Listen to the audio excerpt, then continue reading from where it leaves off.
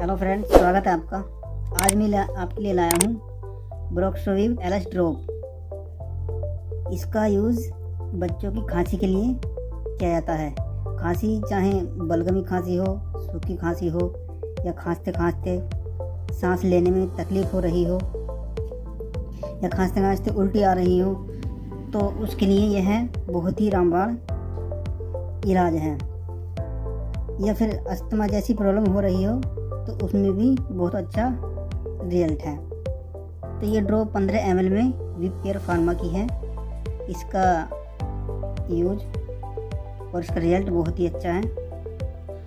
तो यह वीडियो आपकी जानकारी के लिए है। तो दोस्तों, कोई भी मेडिसिन या दवाई यूज़ करने से पहले किसी डॉक्टर या फिजिशियन की एडवाइस ज़रूर लेना।